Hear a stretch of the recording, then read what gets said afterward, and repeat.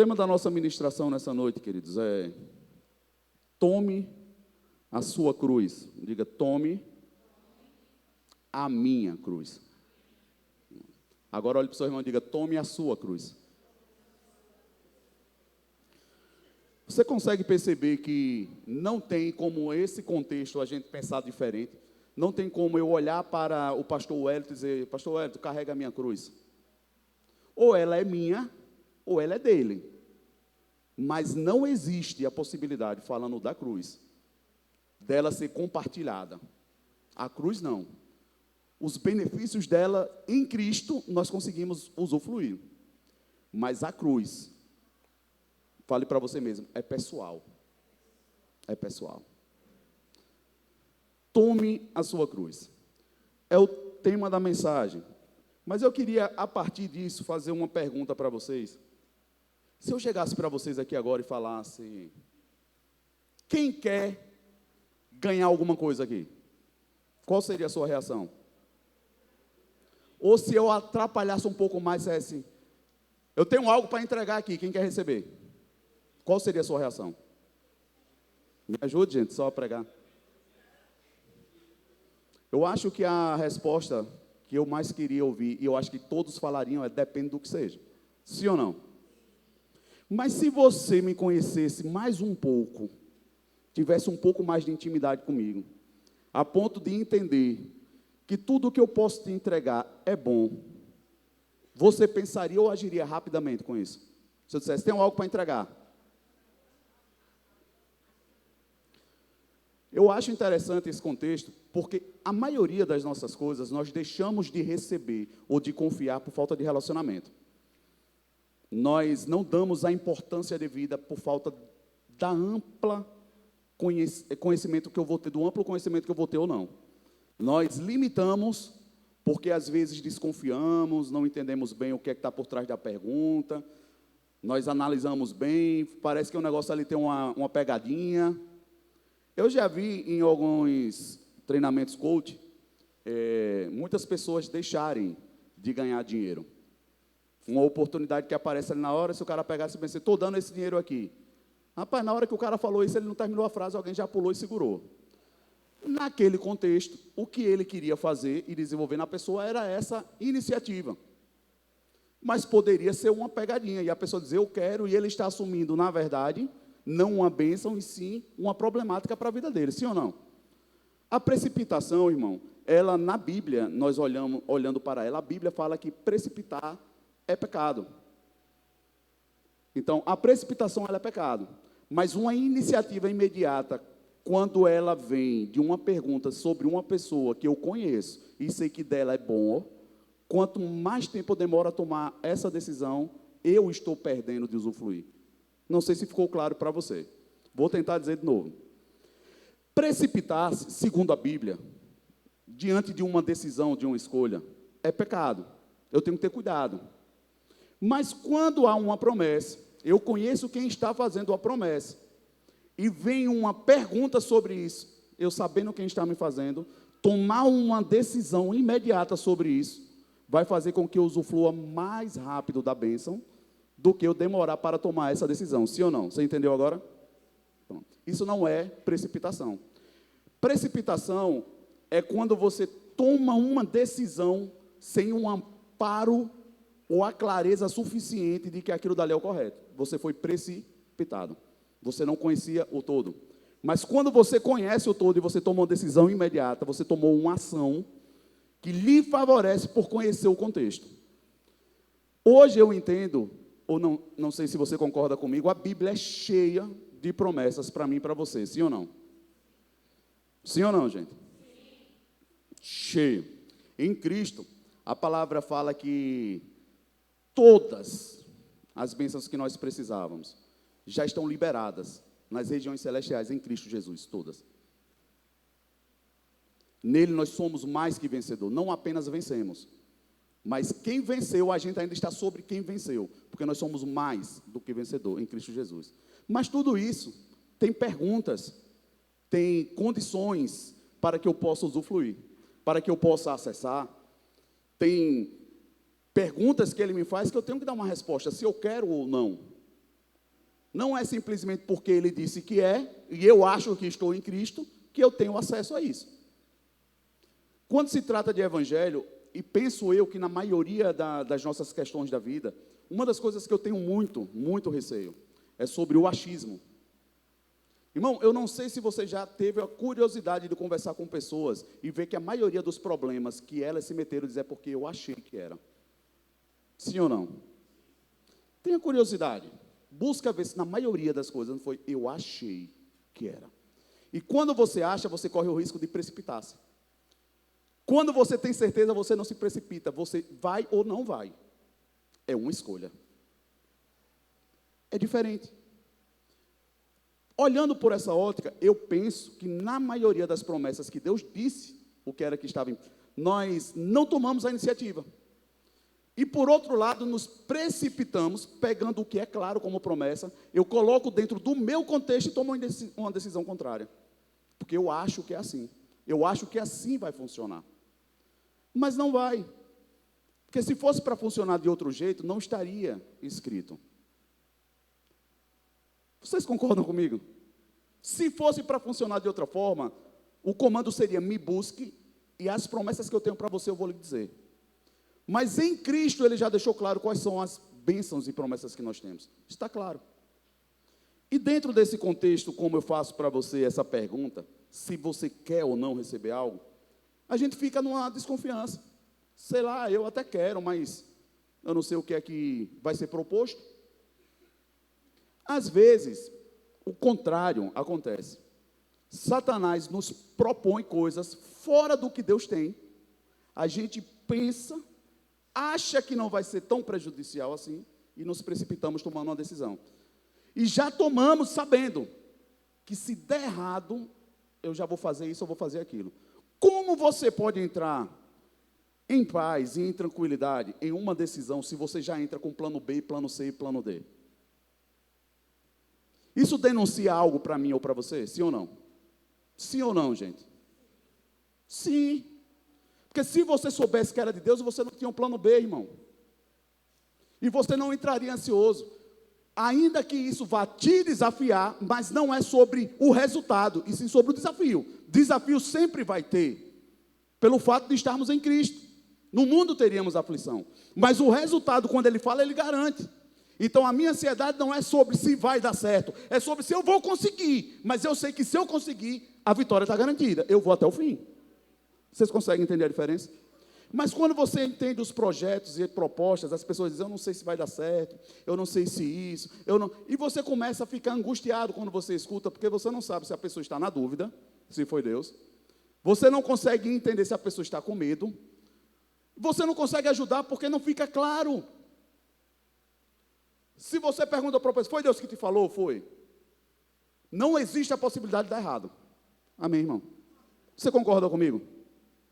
Agora, isso vai invalidar ou vai tirar de você o desafio e o desconforto? Não, irmão. Na verdade, eu tenho aprendido que aquilo que mais nos desafia é o que mais nos amadurece. É o que mais faz com que a gente repense muitas coisas. Estava conversando com um líder agora, falando sobre isso. Irmãos, eu tenho algumas palavras do Senhor no meu coração, mas sendo bem vulnerável para vocês como pastor. Tem coisas, irmãos, que eu não sei se eu quero fazer mais. Não é se Deus me disse. Eu não sei se eu quero fazer. Tem coisas que eu não sei se eu consigo lidar com isso de novo. E isso não tem nada a ver com se Deus está falando ou não. Mas qual a problemática disso? Eu não estou em uma posição de conforto que eu posso fazer o que eu quero mais. Eu já tomei algumas decisões e dei alguns passos que requerem de mim uma decisão clara de ir para frente, ou de negar por completo. Para um líder, eu entendo que não existe um meio passo para trás. Não existe. Chegou em um nível que você, ou você vai para frente, ou você entende que você está indo para trás. Enquanto uma pessoa está começando, é uma coisa. Mas eu fui muito vulnerável para o Senhor, e sincero, eu disse: Senhor, o Senhor me dá mais uma semana? Eu quero entender mais algumas coisas sobre mim. Não sobre o comando. Vocês estão comigo, irmãos? Quanto mais claro você for para você, mais claro você será com pessoas. Quanto mais claro você for, maior a possibilidade de acerto na ajuda e na indicação do caminho. Mas hoje, quando nós vamos conversar, antes de pensar em dar a solução, nós temos que nos esforçar muito para entender qual é o problema. Porque é tudo tão misturado de emoção. Às vezes a gente não consegue colocar para fora o que nós queremos expressar. E eu vivi, irmãos, tenho vivido alguns dias de desafios diante do crescimento que a igreja está propondo. O Senhor está nos propondo coisas. Mas eu poderia fazer as coisas do jeito que eu quero e que até acho que possa dar certo. Mas eu já cometi erros por fazer isso. O que é que eu não quero hoje? Quando você comete muitos erros e passa pela lição de ter que consertar, se expor, o que é que você mais deseja que não aconteça com você de novo? Aquela coisa, você diz, meu Deus. Cada vez mais você vai sendo desafiado a depender mais, a agir mais rápido. Porque você vai entendendo, não tem outra opção, eu tenho que ir. Eu tenho que caminhar por aqui. Muitos falam, quando nós vamos falar de ceia hoje, eu penso, na verdade, quando eu olho para esse tema, de Jesus no Getsemane suando sangue. E todo mundo fala que ele estava desesperado pela morte e morte de cruz, que estava para vir sobre ele. Eu entendo, nós vamos ver dentro do contexto, acredito que também possa ser isso, não estou dizendo que não é, se você pensa assim, mas eu acredito, que a maior dificuldade que ele estava atravessando naquele momento é que desde sempre, ele com o Pai era um, e ele estaria para enfrentar a primeira oportunidade de estar distante do Pai. Nunca na eternidade tinha acontecido deles se separarem. E ali ele sabia que ele estava a um passo de estar distante do Pai. Eu penso que isso fez Jesus agoniar tanto a ponto de suar sangue. Porque, irmão, quem conhece Deus como o Pai, como Jesus sabia quem era o Pai, sabendo a ponto de quando as pessoas olhavam para Jesus, se maravilhavam dizendo, mestre, o Senhor é bom, se bom só existe um, é meu Pai. Irmão, quem está falando isso é Jesus. Dizer, o que vocês acham que eu faço que é bom, isso não é nada, bom é meu Pai. Você não tem noção, meu Pai é bom. O Pai que, através do sacrifício, Ele nos deu condições de voltar a ter como nosso Pai também. Esse Pai Ele está falando. Mas Ele sabia tanto disso, que no meu entendimento, passar por qualquer problema com Deus sendo o Pai, para Jesus era fichinha, porque Ele sabia que o Pai é bom. Ele não tem problema com isso. Agora, o problema estava ele se deparar com a cruz sem Deus ali naquela hora. Porque eu não sei se você entende isso também, mas na hora que todo o pecado da humanidade caiu sobre Jesus, Deus virou as costas para ele. Você sabia disso? Quem não sabia, só melhor. Levanta a mão. Pronto. Aconteceu isso. São duas coisas na cruz que muita gente não sabia. Primeiro quando o pecado recaiu sobre Jesus, Deus virou as costas para ele. Porque Deus não compactua com o pecado. Esse é o primeiro ponto. A agonia e a prova bíblica está no texto. Que Jesus fala e clama. Eli, Eli, sabactani. Quando ele grita na cruz falando isso, o que é que ele está dizendo? Deus meu, por que me desamparastes? Naquele momento Deus não estava ali como Pai. Porque todo mundo que tem pecado sobre si encontra-se com Deus como juiz, não como Pai. E nesse momento ele não tem o Pai ali. Por isso tamanha a agonia. Outra coisa que talvez muitos não saibam, quem já está aqui mais tempo já deve ter escutado, é que Jesus foi para o inferno. A Bíblia fala que ele morreu e foi para um inferno. Para que ele depois pudesse ter ressuscitado. Ele pegou a chave na mão de Satanás, da morte, no inferno. A Bíblia ainda fala que ele pregou para aqueles que tinham morrido, sem ter conhecido. Irmãos, são coisas tão poderosas que acontecem na cruz. Essa cruz que às vezes nós olhamos tanto em tanto lugar, que tem tanta gente fazendo chacota com ela. Essa cruz de Cristo. Aconteceu tanta coisa ali, irmão. Um portal celestial foi aberto. E foi aberto de uma forma poderosa, não da terra para o céu. Foi do céu para a terra. A Bíblia fala que o véu se rasgou de cima para baixo. O véu que fazia a separação do homem para chegar em Deus. Tudo isso em uma cruz. Uma cruz difícil de atravessar, de passar, que em determinado momento o pai não estava ali, que eu acho isso aqui um dos maiores dilemas que talvez a gente possa enfrentar. Como é que eu obedeço tanto e chega num determinado momento, no ápice da minha obediência, a sensação que eu tenho é de que Deus não está comigo. Porque aqui é onde eu entendo o maior nível de maturidade, irmão. Como é que você chega na cruz sabendo que Deus te mandou chegar aqui, e aqui você fica na dúvida se Ele está com você? Posso ouvir um amém, irmão? É tanta gente seguindo o que Deus manda, chega onde Deus mandou e diz assim, mas eu não sei se Deus mandou. Irmão, você está andando por quê então? O maior nível de maturidade que eu vejo recair sobre Jesus é nesse momento. Deus diz assim, vá para a cruz. Ele foi, ele chegou lá e disse assim, Senhor, está difícil porque o Senhor me desamparou. Mas ele perdeu a vitória? Não, irmão, não, porque ainda que pareça, mas se você está no lugar da obediência, só parece, continua, porque vai vir vitória. Você não precisa ser convencido quando chegar lá, você precisa ser convencido para ir. Quando chegar, espera, porque não é mais sobre você, é Deus quem vai fazer. E pensando nessas coisas, eu queria abrir com você aí no texto no Evangelho de Lucas, no capítulo 9, nós vamos ler aqui o verso 23.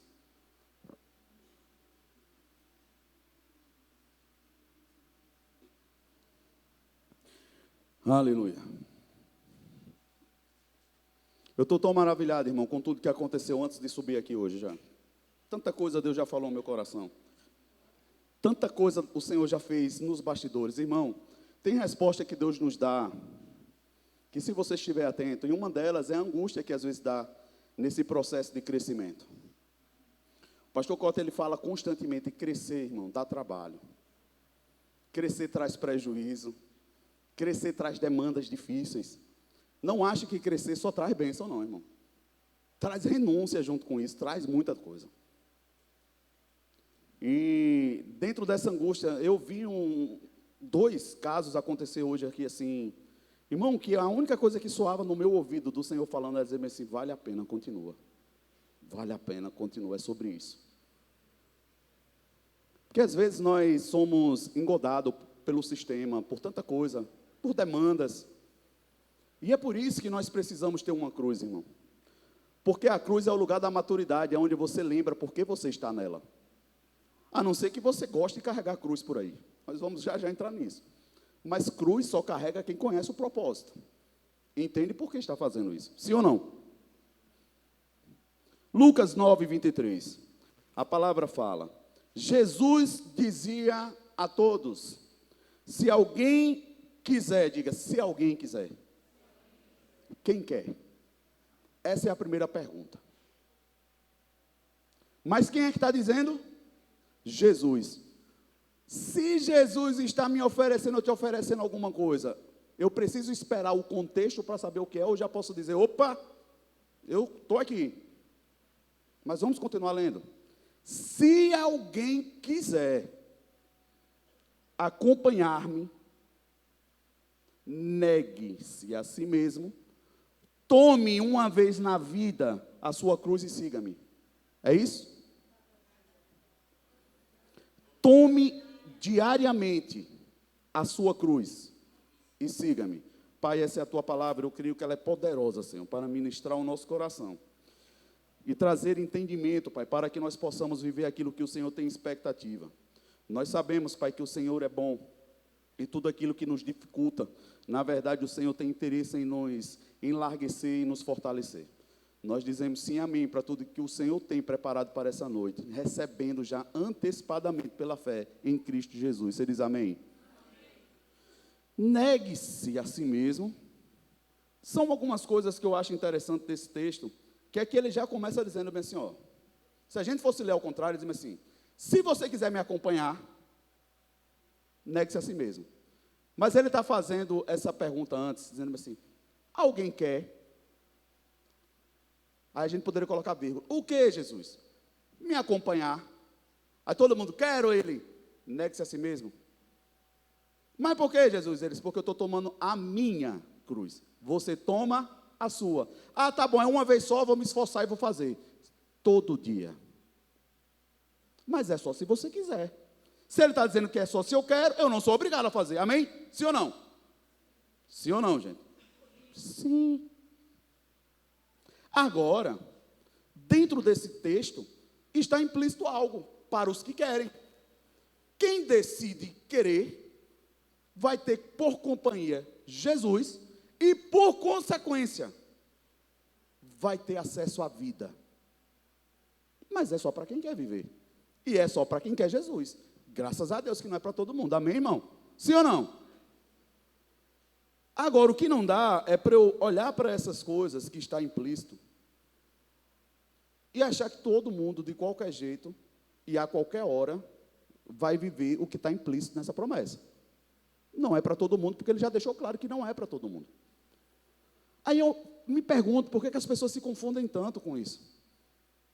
Por que as pessoas têm dificuldade de abrir o seu coração e entender que não estão agradando ao Senhor? Por que as pessoas relutam tanto e levantam tantas questões diante de coisas que deveriam ser claras, por entender que não estão andando com a sua cruz, ou muito menos na companhia de Jesus? Por que há tanta dificuldade de aceitar isso? Se é só para quem quer. Não é para todo mundo, então eu poderia simplesmente dizer, eu não quero. Mas o que não dá para entender é pensar que está fazendo o que sabe que não está. Ou achar que vai dar certo isso. Não vai funcionar em nome de Jesus. Quando eu olho essas coisas, dentro desse quesito, e ele fala no texto, deixa eu abrir aqui, o 24, porque qualquer que quiser salvar a sua vida, quem quer salvar a sua vida? Rapaz, é só para quem quer, ele está falando. Eu acho interessante isso. Só para quem quer. Aí eu pergunto aqui se você quer. Você quer? Me ajude, só quem quer. Pronto. Ele vai dar a receita para quem quer. Agora, se eu digo para você que vou te dar uma receita de fazer bolo, você segue a receita na risca, o que é que vai ter no final? Ô irmão, é bolo. Como é que eu vou fazer uma receita de bolo e vai ter pizza no final? Se ele está dizendo que se eu seguir a risca isso aqui, e o que eu quero é vida, ele vai dizer como você vai conseguir a vida. Porque qualquer que quiser salvar a sua vida, perdê-la-á. Mas qualquer que, por amor de mim, perder a sua vida, a salvará. Quem quer perder a sua vida? Aí fica confuso. Porque na verdade a gente quer salvar, eu não quero perder. Posso ouvir um amém? Eu penso que um dos maiores dilemas sobre essa questão é isso aqui. É a falta de entendimento sobre o que é que está proposto. Primeiro, o que é cruz. Já que hoje em dia não tem uma cruz mais de madeira por aí que a gente anda carregando. Mas Jesus disse que teria. Que cruz é essa? E o segundo entendimento é que se é algo que está implícito é que todo mundo quer salvar a sua vida. Porque Jesus mesmo está dizendo. Se alguém quer, é porque tinha muitos que queriam. Aí ele está dando a receita de como é que vai conseguir isso. Porque o objetivo de Jesus para mim e para você não é ficar no meio do caminho, é sempre chegar no lugar da promessa. Mas tem um caminho. Tem uma regra. Eu só preciso fazer certo. Cumprir até o fim. É como eu falei sobre a questão da cruz. Jesus se angustiou, irmão, porque quando você está acostumado a estar perto, ficar longe é ruim. Tem gente que nunca se separou. Quer ver um negócio? É uma criança assim que nasce, está no colo do pai e da mãe a vida todinha. Rapaz, na hora que você vai separar, não é nem a criança que sente mais. Quem fica sofrendo, morrendo é o pai e a mãe. Meu Deus do céu, não vejo a hora de voltar para casa. A criança às vezes nem sabe, mas Jesus não era mais criança, era maduro. Era um homem e ele sabia Como poderia ser difícil? Porque ele estava vendo as pessoas andando sem o pai. E quem anda sem o pai, irmão, você olhe para a vida dela e decida se é isso que você quer para você. Eu vejo como ímpio andando no meio da rua, como uma pregação ambulante para aqueles que se dizem cristãos. De olhar e dizer bem assim, rapaz, isso aí é o que eu não quero. Aí é só você ser maduro e dizer bem assim, então o que é que ele fez para estar nessa posição? Irmão, eu não estou listando vários erros, só vou dizer um: está distante do Pai. O nome que eu vou dar para a raiz do problema, ou para o demônio, ou para qualquer coisa que você queira listar, começou pela ausência do Pai. Porque não existe lugar neutro nas regiões celestiais. Se Deus não está, alguém está ocupando esse espaço, irmão. Só existe luz e trevas. Quem é o príncipe das trevas? Eu não preciso ser teólogo para entender isso. Nem você. Se Deus não está, irmão, o problema começou a partir daqui. Agora, qual nome eu vou dar para o problema? Aí a gente pode buscar saber. Mas começou porque o Pai não está. Aí eu vejo pessoas que se dizem filhos de Deus, cristão, tomando decisões que o Pai não está. Como podem permitir Satanás engodá-los a achar que Deus está nesse negócio?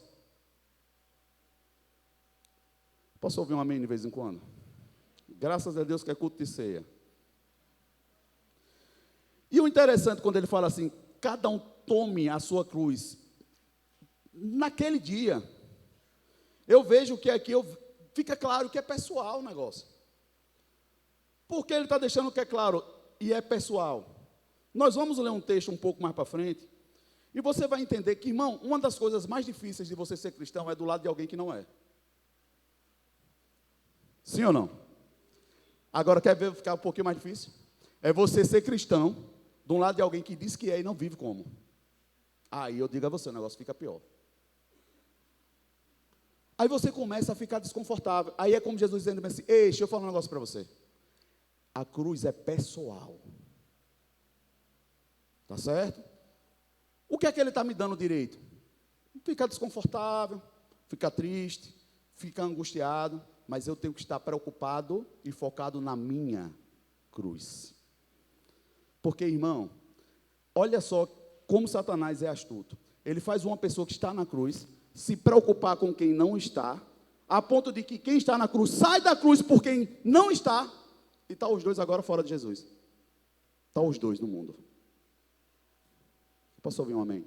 Quem já viu uma história parecida com essa? Irmão, a maioria das coisas que a gente já vê como relato é de pessoas que a gente levanta, ajusta, aconselha, aí diz, não faz isso. Você já viu o resultado. Mas agora eu sou crente. Irmão, crente também está na possibilidade de errar. A diferença do crente para um ímpio é que os olhos estão abertos. Você não erra mais porque não sabe, você escolhe errar. É pior ainda. A diferença é essa. Por isso que na cruz tem aquele fato tremendo do preso estar do lado de Jesus. O ladrão olha para eles e diz assim, rapaz, eu mereço estar aqui. Eu sei porque eu estou na cruz, mas você... talvez ele tivesse dizendo, eu escutei falar de você, estou aqui vendo todo mundo, eu vi aquele dali que você passou e curou, nem merecia, eu vi aquele, eu mereço estar aqui, mas você não. Aí ele na hora clama, dizendo assim, não me deixe para o inferno não, eu quero ir com você. Quem quiser, o ladrão quis, sim ou não, gente? Ele teve a oportunidade de consertar as coisas?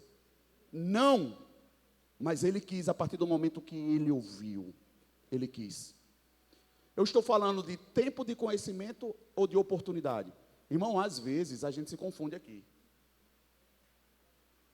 Às vezes Deus já me deu oportunidade, aí eu fico esperando uma oportunidade para fazer o que eu já deveria estar fazendo.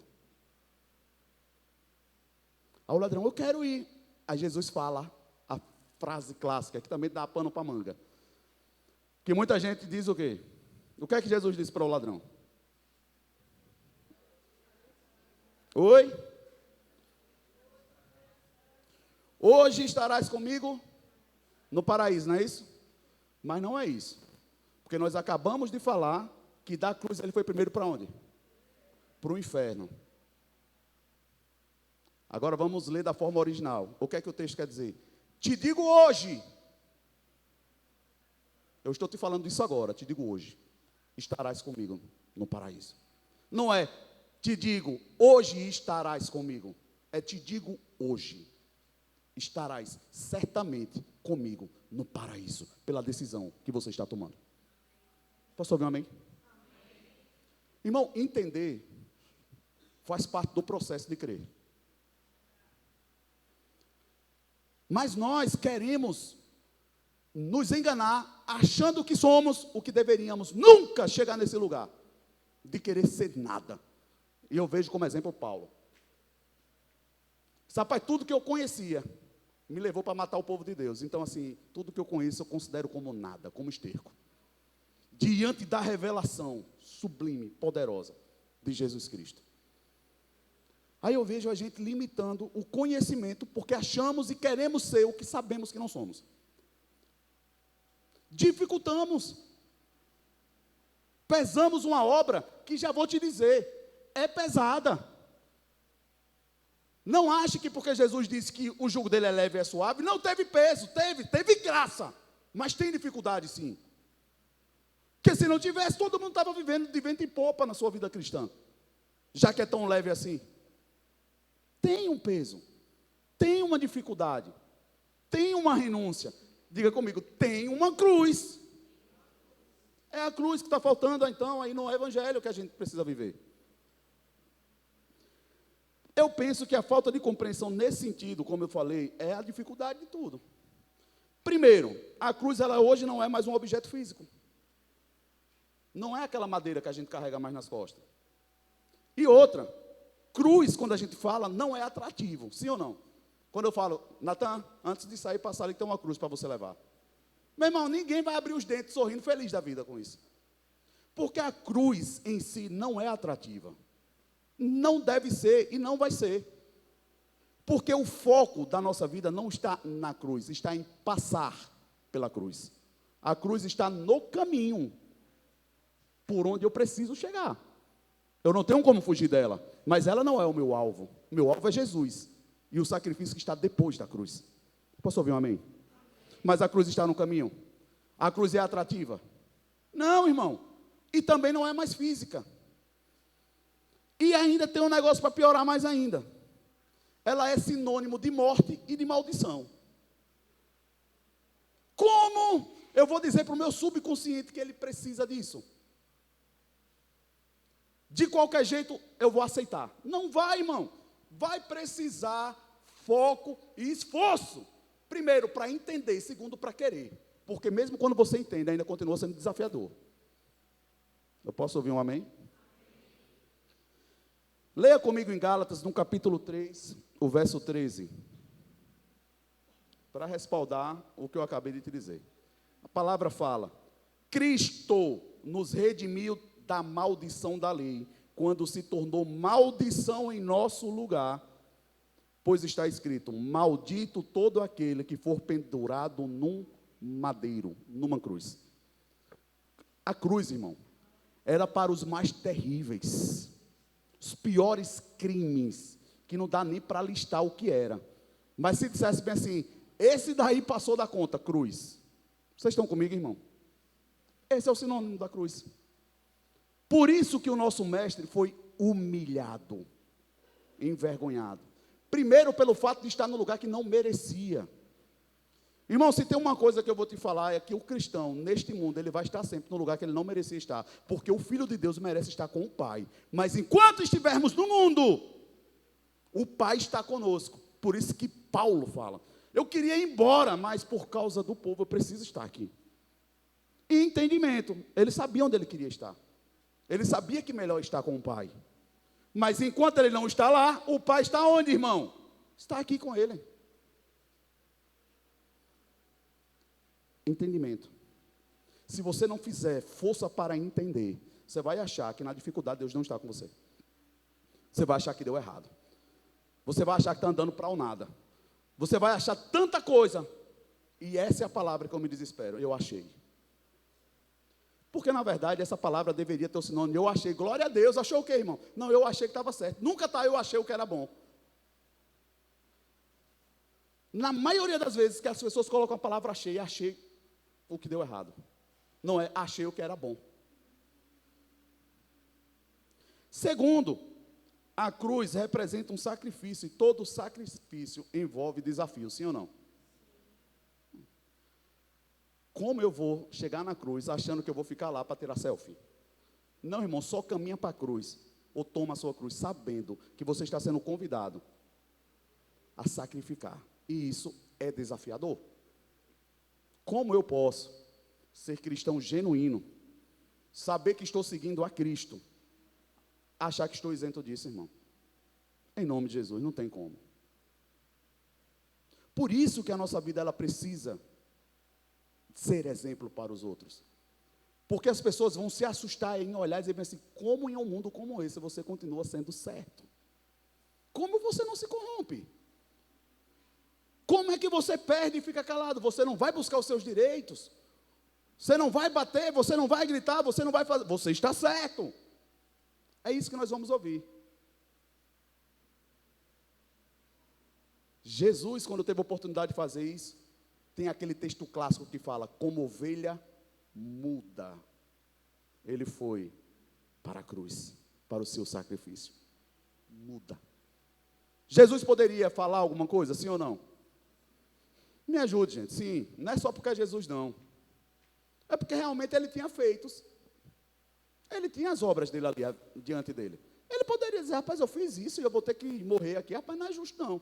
Irmão, antes dele fazer algo, ele já sabia para onde estava indo. Irmão, aqui é o problema crucial da igreja. Quer começar a fazer para depois saber quem é.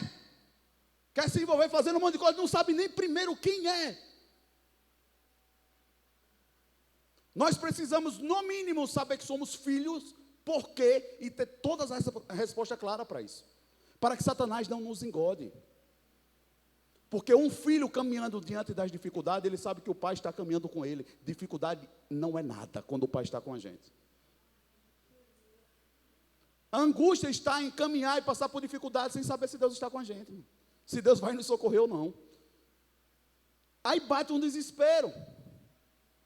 Porque nós não temos tempo de buscar a Deus para ter esse conforto no coração. Porque, irmão, não foi o diabo que disse que no mundo a gente teria aflição. Quem foi que disse isso? Foi Jesus, irmão. Ele mesmo disse, no mundo, é certo o que eu vou te dizer, você vai ter aflição. Mas tenha bom ânimo. Eu não passei por aflição, mas eu venci. Qual é o maior testemunho que nós damos para as pessoas? Rapaz, eu já fiz isso errado. Não faz não, viu? Vai dar errado. Agora, quando você toma um caminho certo, você diz assim, pode fazer. É desafiador, mas vai, eu venci. O caminho é esse mesmo, pode ir. Se nós tomamos, por exemplo, isso, irmão, é o que Jesus está dizendo. Ele está dizendo para mim, para você o tempo todo, evangelho não é para quem está buscando parque de diversão. Até porque a gente não está falando de playground, a gente está falando de vida ou morte. Aí ele fala, quem quiser viver, quem não quiser, está tudo certo. Eu sei que é uma palavra difícil. Mas, irmão, o que é cruz? Se ela envolve sacrifício. É um caminho que requer renúncia, requer mudança, requer foco, que vai envolver diretamente o meu caráter. A palavra caráter, se eu não me engano, no grego, não vou falar, mas no grego, o significado dela, significa estar entalhado. Quem conhece uma obra entalhada na madeira? Sabe aquele negócio que vai esculpindo, batendo e ferindo a madeira todinha e ela fica em relevo? Entalhado. O caráter que precisa ser construído em Cristo não é uma cruz que eu carrego. É a cruz que está em mim. Representa a obra dele. Está cravado em mim. Olham para mim e veem uma imagem. Está cravado. Caráter. É algo que está muito fundo. Por isso que tem pessoas que têm dificuldade de mudar o caráter. Porque quer mudar superficialmente. É algo que está muito fundo. Você vai precisar de um pouco mais de atenção. Para lidar com algumas coisas que você se pega fazendo que você não gostaria de fazer. Porque está muito fundo. Pelo tempo e a exposição que nós nos colocamos para algumas coisas, nós permitimos que aquilo fure muito fundo. E nós vamos precisar de Jesus para algumas coisas. Sim. Mas quando você vai para a cruz, irmão, não fique isento. Precisa ser cravado algo. É esse caráter, segundo o coração de Cristo. Que só é possível através de renúncia, de obediência. De uma escolha verdadeira, irmão. É uma escolha verdadeira. E quando eu falo sobre essa escolha verdadeira, eu não sei porque eu coloquei esse texto aqui, não sei o que é que está. Coloca aí, por favor, 1 Coríntios, no capítulo 1. Até eu estou curioso de saber por que foi que eu coloquei esse texto aqui. Eu quero saber o que é. 1 Coríntios, no capítulo 1, o verso 23 e 24. Vamos lá que eu estou curioso. Tá. Nós, porém, pregamos Cristo. Qual é a pregação do Filho de Deus, irmão? Qual é a pregação? Olha só como é interessante. Nós, porém, pregamos Cristo crucificado, o qual de fato é escândalo para os judeus e loucura para os gentios. 24. Mas, diga comigo mais. Para os que foram chamados, é só para quem foi chamado, irmão. É só para quem quis. É só para quem está carregando. Para os que foram chamados, tanto judeus como gregos, Cristo é o poder de Deus e a sabedoria de Deus, irmão. Irmãos, a confusão aqui era grande, porque o povo não entendia como alguém tão poderoso estava morrendo numa cruz. E não estava fazendo nada. Calado. Aí uns dizem assim, não, mas o meu Deus é muito poderoso, a ponto de ser humilde e se humilhar para sofrer algo que não merecia sofrer. Mas nós não. Eu jamais faço isso. Eu não me humilho, não. Porque Deus sabe que eu estou certo. Irmão, onde vai se encaixar isso no Evangelho? Se ainda há uma disputa tão grande sobre algo que eu nem sei quem eu sou.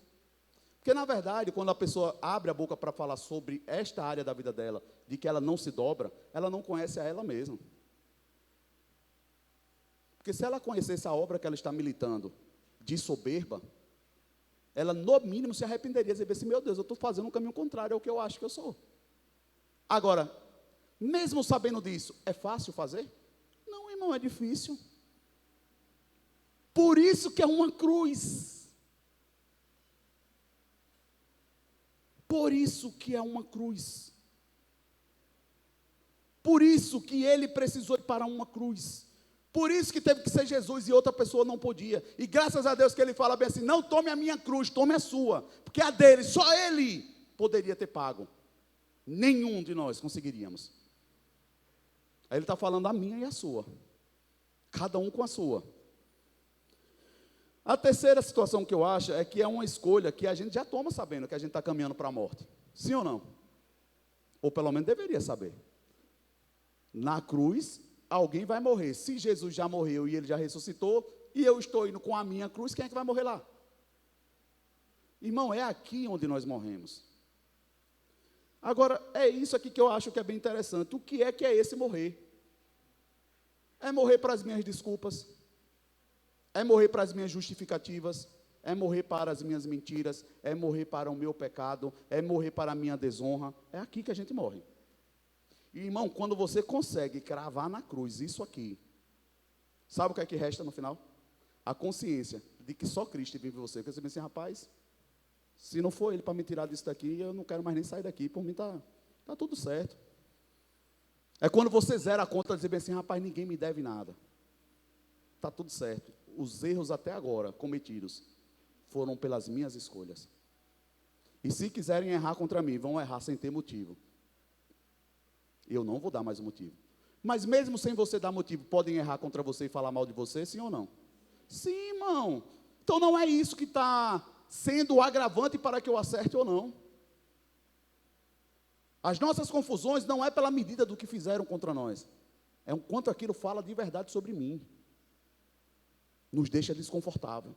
Porque aquilo é tão real dentro da gente e a gente não sabe. E às vezes é uma denúncia dessa de fora que mostra aquela área da nossa vida corrompida. E nós, em vez de olharmos para aqueles e dizer assim, poxa, isso doeu muito aqui. Está muito vivo dentro de mim. Ou até eu poderia dizer, muito ferido. Eu preciso resolver isso. Como é que resolve, irmão? Rapaz, ou você mata essa área em Cristo. Mas por quê? Por que isso fala tanto para mim? Por que isso me incomoda tanto? Irmão, se não for para a cruz, não tem a possibilidade de você ser redimido nessa área em Cristo. Aqui está um dos maiores dilemas. Eu acho que foi até a diaconisa de uma que postou esses dias. Eu comentei com ela, eu acho muito interessante aquele texto, depois que eu entendi. Porque conhecimento todo mundo tem, meu irmão. Revelação só a quem Deus dá. Eu vou dizer de novo, conhecimento qualquer um pode ter. Revelação só a quem Deus dá. Revelação é para quem busca. Por isso que hoje tem muita gente informada. Pouca gente transformada. Porque transformação vem de uma revelação. É quando Deus revela algo para você e você muda a sua vida.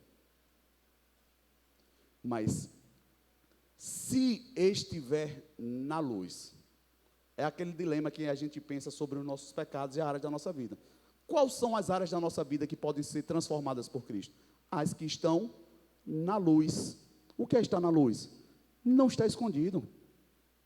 Foi confessado, foi resolvido, foi dito, foi exposto. Ah, pastor, mas é feio. Foi falado, está na cruz. Cruz, lugar de humilhação e de vergonha, mas também de transformação. Se está na cruz, está na luz. Se está na luz, está na cruz.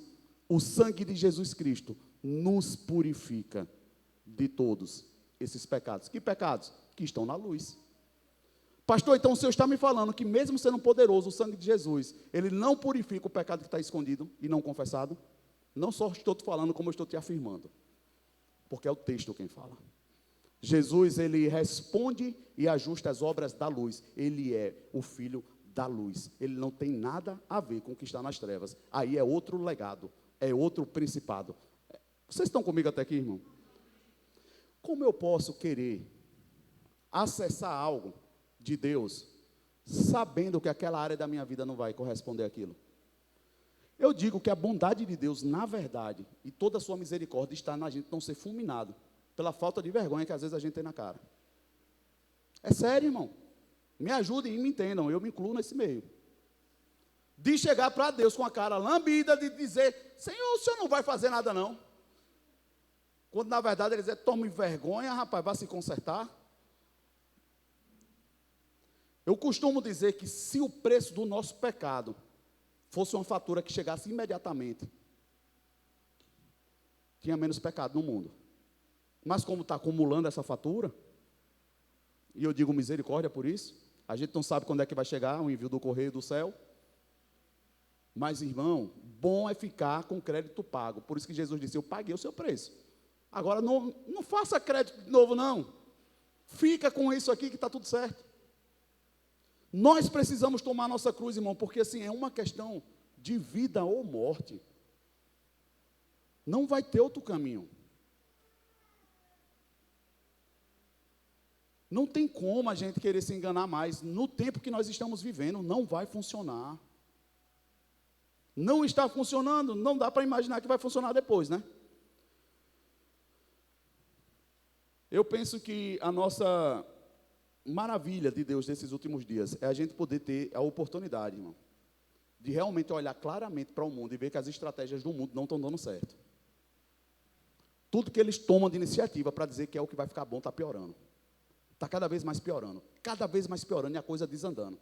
É que nem aquela história daquela religião que o povo fala que quando morre, volta de novo para poder melhorar. Irmão, não está funcionando, porque só está voltando pior, porque só está piorando. Mas como é que as pessoas ainda conseguem ficar adeptas a isso? Eu costumo dizer que é mais fácil, irmão, a gente crer, do que conseguir crer no contrário, que está tão explícito. E aqui é que entra o dilema. Irmão, a cegueira está aí, a Bíblia fala que tem uma névoa mesmo sobre as nações.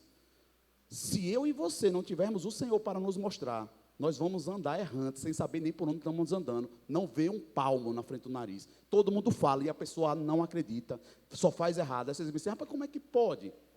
Primeiro ponto, se você está em Cristo, você está vivo, falando com alguém que está morto. Porque só está vivo quem está em Cristo. Eu posso ouvir um amém, irmão? Então eu já começo entendendo que eu preciso de muita misericórdia de Deus, para que a pessoa consiga, pelo Espírito Santo, ser convencida para entender o que eu estou falando. Não é obra minha. Eu posso falar para você uma verdade, irmão? A maioria das nossas dificuldades com os nossos parentes é isso aqui. É porque nós nos revoltamos porque estamos falando algo para alguém que não está entendendo. Agora o pior, eu que estou entendendo não estou fazendo o que deveria estar fazendo também. Quem está pior na situação, irmão? Por isso que Jesus disse assim, rapaz, eu não vou falar nada, eu vou ficar calado, eu sei que eu estou fazendo a minha parte, eu não julgo ninguém, está tudo certo. E foi fazendo a parte dele. Se eu e você fizesse só isso, irmão, pegar a sua cruz, cada um a sua, e não se importar com a cruz do outro, eu penso que o que o Senhor tem me falado para esses últimos dias vai começar a acontecer, e é muito poder de Deus para ser derramado. Irmão, eu tive um sonho que não vou usar falar, eu falei para o diaconato. Rapaz, Deus me deu um sonho, e tinha tempo que eu não sonhava do jeito que eu sonhei. Uma vírgula só, de uma gota daquilo que ele me mostrou em sonho, irmão, acontecendo aqui, eu te garanto, vai ter muita gente que vai se assustar, mas tem muita gente que vai celebrar. Mas vai vir um desnudar do Senhor sobre essa igreja. Não vou falar aqui para você como maldição não, mas não adianta correr não, porque você já ouviu, onde você estiver, vai te alcançar. Mas você já teve tempo e oportunidade de mudar, e Deus está te dando a oportunidade de fazê-lo, porque Ele te ama. Ele não quer que eu e você venhamos a ser envergonhados por outra coisa que não seja a nossa cruz. A nossa cruz. E eu vou finalizar, o diaconato pode se posicionar o louvor. A cruz, irmão, é esse portal assim, poderoso que se abre ali, na hora que eu chego na cruz. O que eu preciso e você entender é que existe uma vida de Cristo após a cruz. Depois dessa cruz aí. Existe, irmão. Nem sempre e nem todo dia, ainda que você carregue a sua cruz todo dia, vai ser dia difícil. Não, muito pelo contrário, irmão, porque existe um prazer em você viver a vida de Cristo. Apesar de ser uma cruz, é uma decisão que você toma, que na verdade você se torna instrumento de vida para os outros. É como eu falei para vocês, a voz de Deus para o meu coração hoje, foi de olhar uma família agindo de uma forma, que eu pensei, meu Deus, vale a pena. Vale a pena carregar alguma cruz, de você olhar que você está sendo canal de refrigério para vidas. Pessoas estão sendo transformadas, pessoas estão sendo abençoadas. Por isso que a palavra fala que Jesus, quando olhar para o fruto do seu penoso trabalho, quando ele olhasse para isso, ele dizia assim, valeu a pena. Porque ele me veio e veio você lá. Por isso que para ele valeu a pena. Ele disse assim, rapaz, sofri, foi difícil, mas valeu a pena você estar aqui. Nós estamos caminhando para 7 anos de igreja, irmão. Vocês acham que eu já passei por alguma coisa com a pastora nesse lugar?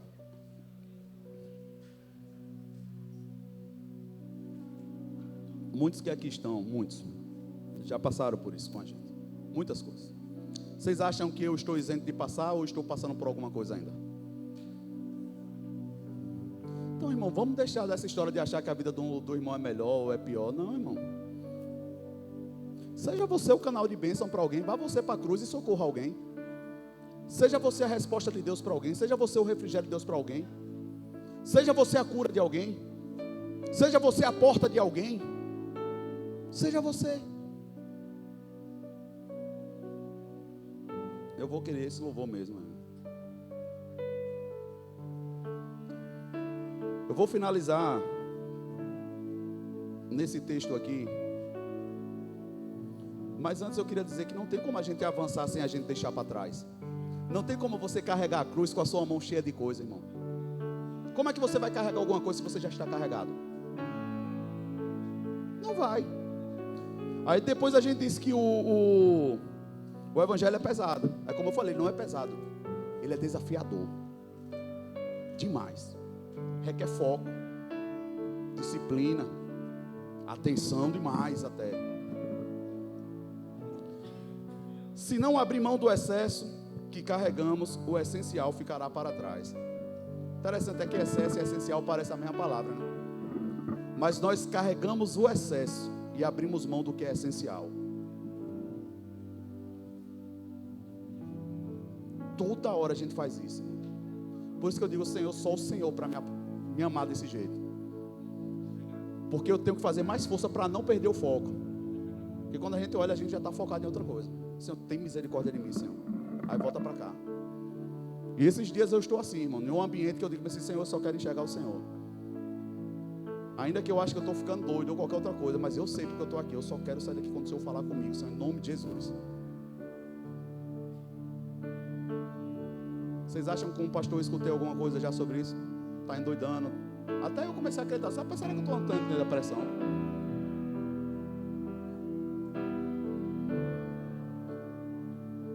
Só quem passa pela pressão vê o azeite novo sair da sua vida, irmão. Não tem azeite sem uva pisada.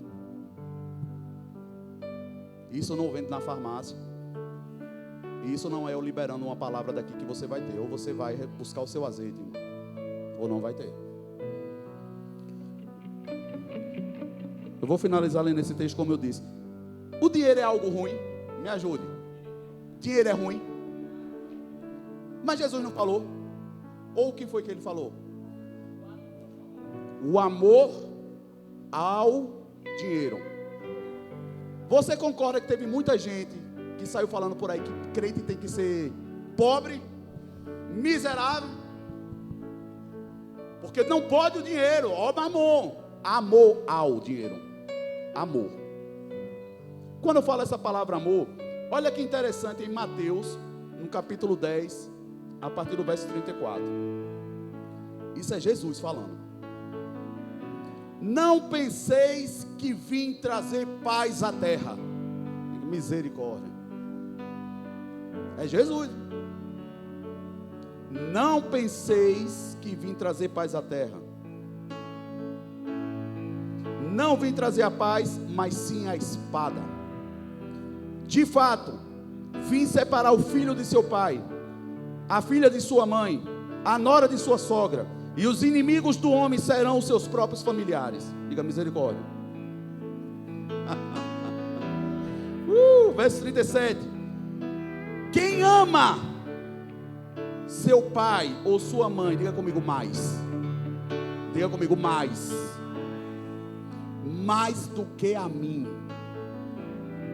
não é digno de mim. Quem ama seu filho ou sua filha, diga comigo de novo, mais do que a mim, não é digno de mim. Quem não toma a sua cruz e não me segue, não é digno de mim. Quem procura conservar a sua vida vai perdê-la, e quem perder a sua vida por causa de mim, encontrará. O problema dele aqui é com a nossa família. Ué, mas ele não disse que é. O que é que ele na verdade quer dizer aqui, irmão? Não tem como você avançar, irmão, se tem alguma coisa em seu coração que é superior a Cristo, coisa ou pessoa, você não está avançando. Esse lugar é só do nosso Rei. Por isso que ele está dizendo, você não vai avançar se é seu pai que está nesse lugar. Se é mais do que a mim, você não vai conseguir. Isso não é porque ele tem ciúme, irmão. Não é porque ele tem ciúme. É porque ele sabe que no trono do meu e no seu coração, para a gente conseguir o sucesso, só ele estando lá, outra pessoa a gente não vai ter frustração. Mas com isso ele está dizendo que você não ama seu pai ou sua mãe? Irmão, mais do que isso, ele diz, olha, se você não honrar, você vai morrer cedo. Não é sobre não amar, é sobre amar acima do que eu devo. É sobre querer fazer além do que eu devo, em nome de um amor. Ele disse, não é o caminho. Não vai dar certo. Não tem como avançar sem deixar, sem abrir mão.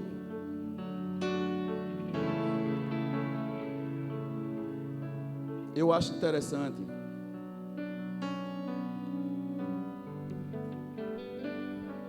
porque na verdade a gente fica pensando que é uma posição em Cristo que a gente vai ter, que já que é Ele quem vive em mim, eu estou abduzido de escolha.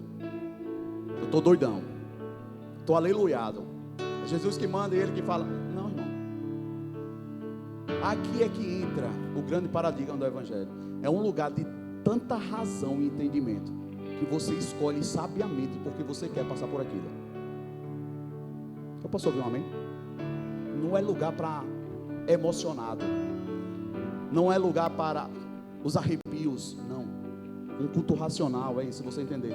Tem uma cruz, vai exigir de mim, tem dificuldade, no meu coração só Jesus, abaixo dele, todos a quem ele manda eu amar e honrar, mas eu, para viver e ajudar os outros a viver, é o único caminho.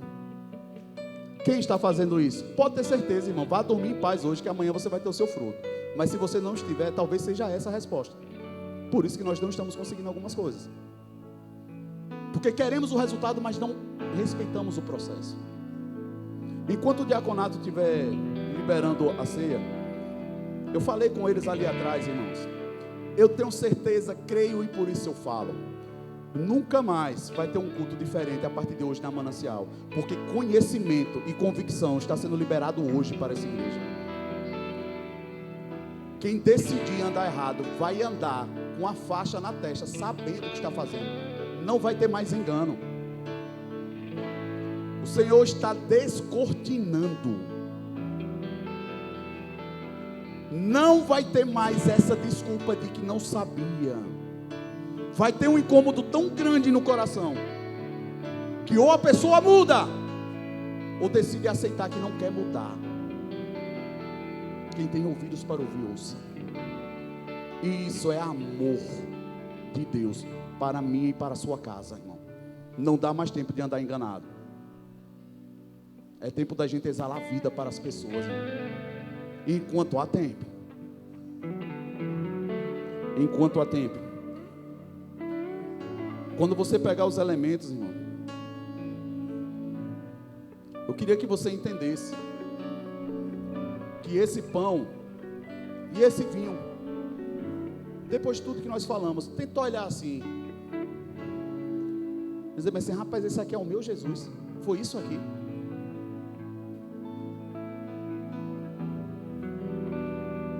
Foi isso aqui que aconteceu. Ele que nada fez de errado. Mas ele fez isso para que eu não passasse por isso. De ser espedaçado. Ainda que tenham irmãos, irmão, na face do mundo aí que está sendo estraçalhado pelo amor ao Evangelho. E não pense que isso vai demorar a chegar muito perto do Brasil, não, irmão. Está numa velocidade tão grande as coisas no mundo que eu digo para você, tem hora que eu fico sem fôlego, procurando, Senhor, nos dá mais um pouquinho de fôlego, Senhor, para salvar e despertar a tua igreja. Hoje eu entendo um dos versículos que a palavra fala, tira do teu rosto esse riso fácil. Eu só sinto um peso no meu coração, irmão, de desespero, as pessoas estão dormindo, Senhor. Aquele mesmo peso que no Getsemane, quando ele chega e olha para os seus discípulos deitados, eles dizem assim, vocês não conseguem ficar acordados um pouquinho?